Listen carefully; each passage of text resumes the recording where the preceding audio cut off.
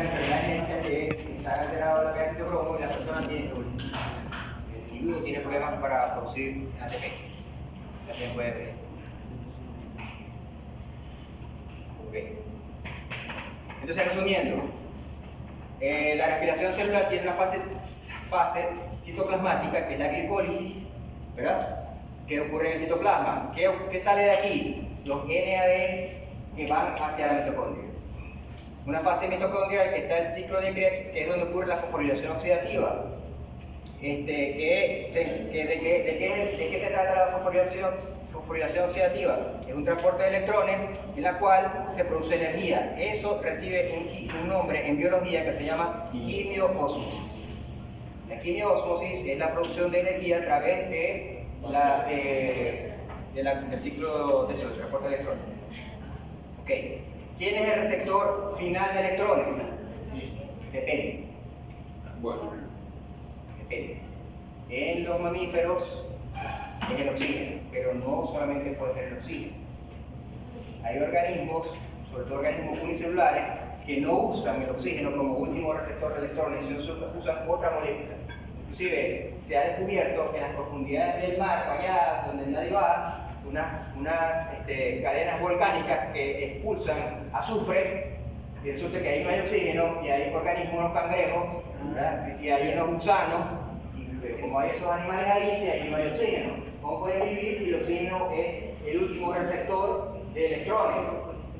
Entonces resulta que no, que hay otras moléculas que también pueden ser receptoras de electrones. Entonces, cuando es el oxígeno el que recibe los electrones, eso se llama respiración aeróbica.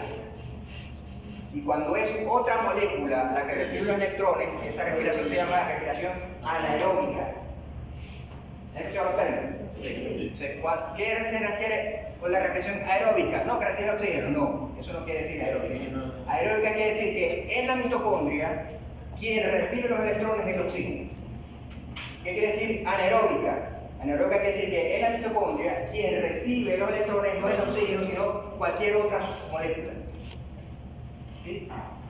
¿Cuál es la otra molécula? Bueno, eso depende del organismo, porque aquí está una tabla, la saqué de Wikipedia. Aquí está, ¿verdad? Aquí hay una cantidad de órganos. Esta es la aeróbica. La aeróbica, ¿quién recibe? El oxígeno acepta los electrones. Pero aquí está otra, mira. Nitrato, sulfato, nitrato. Hay un nitrato que se llama nitrato de metilo. Eso es un anticonceptivo. Las nitrato, sulfato, azufre, tiosulfato, hidrógeno también, CO2, etc. Fíjense la cantidad de sustancias que pueden aceptar electrones y la cantidad de organismos que pueden usarlo en vez de oxígeno. Entonces yo digo, oye, es una bacteria anaeróbica. ¿Qué quiere decir que es una bacteria anaeróbica? Que no usa oxígeno para recibir los electrones. Aquí tenemos ejemplos, por ejemplo, aquí está las Metanococcus, usan metano, usan CO2 y transforman en metano. Por aquí está la Escherichia coli, fíjense, Escherichia coli. ¿Dónde está esa Escherichia coli? En el intestino. ¿Ustedes respiran por el intestino? No, ¿verdad? En el intestino no hay oxígeno, o hay muy poca cantidad de oxígeno. Dice que las bacterias que están en el intestino no pueden usar oxígeno como último receptor de electrones. Pueden usar otra cosa, que tenemos un ejemplo, que es la Escherichia coli, y usa una sustancia que no sé qué será, pero... Después está. Esos no son, o sea, no lo tienen los humanos también, Sí, eso está por la pueden tener en la mano sin decir para el baño. Esa es la que está en el apéndice cuando se obstruye. En todos lados está, okay, o si la tienes, si fuiste para el baño la tienes en la mano. Ajá. Pero fíjense lo que estaba diciendo, aquí hay azufre. Las bacterias termoplasma usan azufre. Entonces, y ahí es... Entonces, cuando pregunten el examen, yo no quiero decir, ¿qué quiere decir aeróbico? No, que usa oxígeno. ¿Y usa oxígeno para qué? Para el receptor de los electrones en la mitocondria. ¿Qué es anaeróbico? ¿Qué es eso? Lo del ¿Una proteína o qué? TMAO. Ok, nosotros cuando aplicamos la respiración celular siempre usamos la glucosa, pero cualquier molécula puede entrar al ciclo de Krebs, como se recordarán, ¿verdad? Aquí tenemos los ácidos proteínas que se degradan en aminoácidos.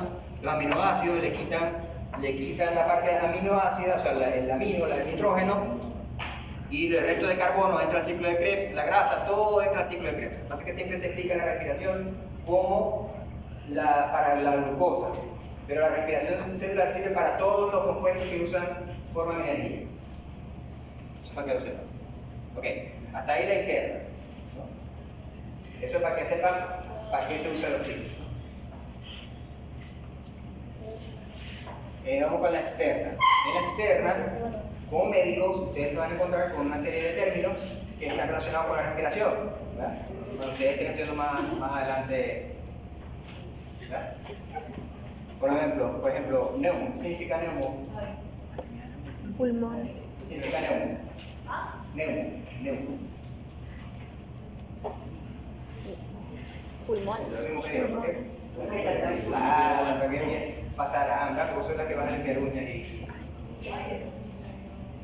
Ok, entonces neumo se traduce como aire. Entonces, todo lo que está relacionado con Claro, pues pulmones. con la respiración van a encontrar ese prefijo neumo. Bronco con los bronquios, pero también se usa el sufijo oxia o oxemia también, o capnia. ¿Capnia a qué se refiere? ¿Qué sabes? Óxido, se sabe que es oxígeno, ¿verdad? Pero capnia se refiere al CO2. Todo lo que sea capnia, si digo hipercapnia, es aumento del CO2. Y si digo hipocapnia, es disminución del CO2. O sea, capnia es oxia, es con oxígeno, y capnia es con CO2. Ok. Ahora, ustedes, imagino que todos habrán escuchado, porque desde chiquiticos los niños se enferman, ¿verdad? Han escuchado alteraciones del aparato respiratorio. ¿Como cuáles? Neumonía, ¿verdad? La más común. La bastante gente, lastimosamente, el COVID se nos llevó unos cuantos amigos queridos. Asma. ¿Qué otra cosa? Bronquitis. ¿Qué más? Broncoespasmo. Broncoramas. ¿Qué más? Ven ustedes cómo ya simplemente con el aparato respiratorio ya saben que ustedes se van a enfrentar con situaciones en las cuales está comprometido el aparato respiratorio. ¿Qué es un neumotórax? Neumotórax. Lo he escuchado. Sí, neumotórax es cuando vamos a ver que el tórax tiene aire, pero obviamente está fuera del pulmón. ¿Qué? Neuritis, que también tiene que ver con... Neuritis es inflamación de un nervio. Ok, vamos a ver algunos que encontré yo. Hablamos del asma, hablamos de la bronquitis, hablamos de la neumonía. No hablamos de la neumonitis, que es igual pero diferente. La embolia, esto es más que todo circulatorio. Neumotórax, lo que estamos hablando ahora, que es aire en el tórax, pero fuera el aire solamente debe estar dentro de los pulmones. Cuando está fuera del pulmón se llama neumotórax. Profesor, ¿la fibrosis puede ser respiratoria? Sí, donde haya fibra, es fibrosis.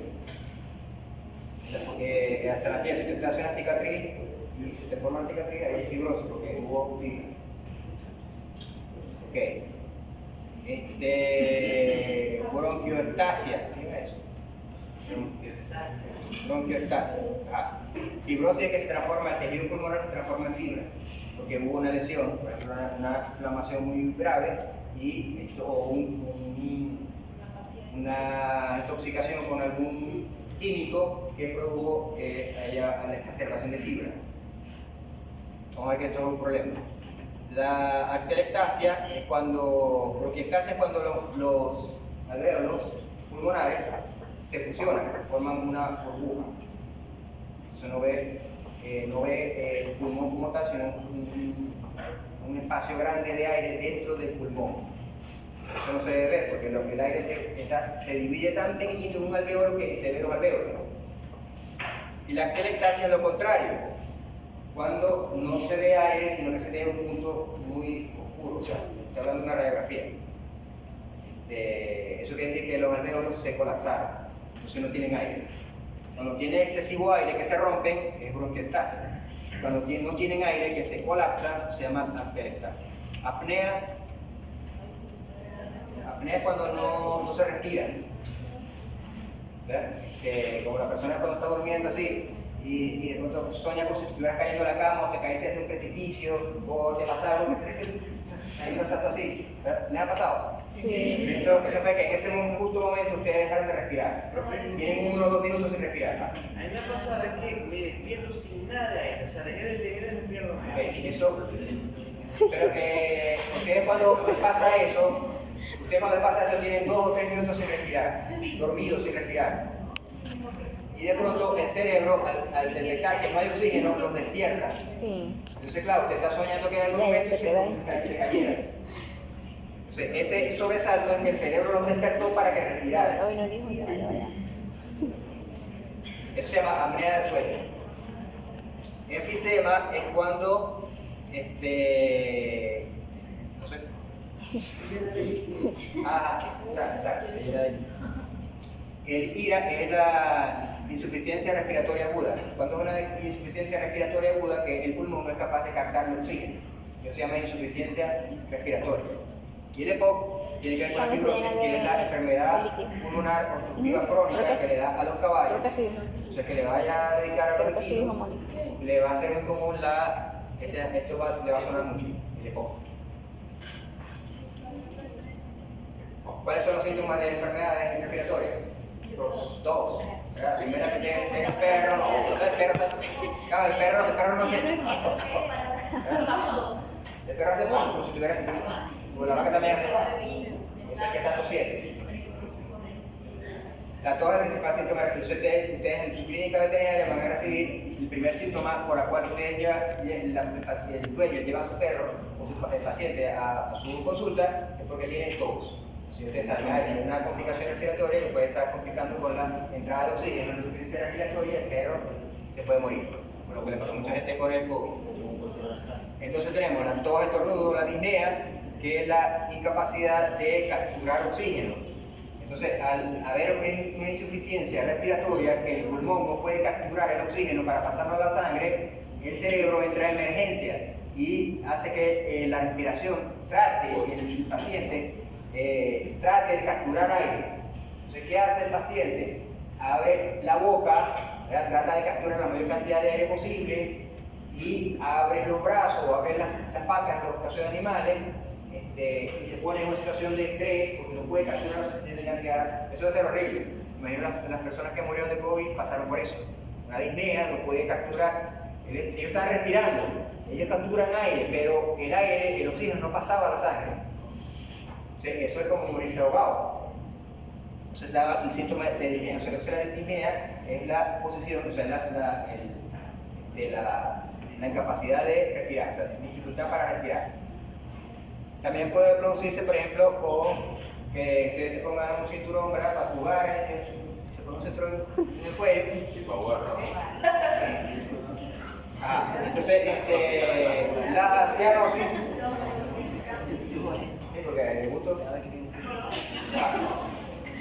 La cianosis es cuando la sangre arterial pierde su color brillante, porque la sangre con oxígeno, la sangre arterial que tiene oxígeno es brillante. Cuando esa sangre pierde el color, los tejidos pierden el color también.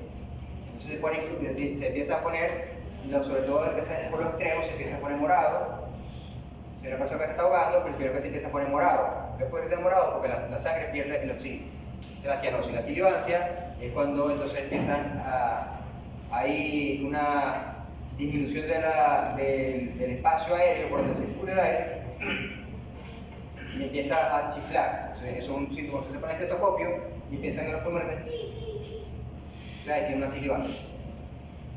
Esputo es la cantidad de moco y la hemoptisis es esputo pero con sangre. Okay. Entonces, vamos a hablar de la respiración externa, ¿verdad?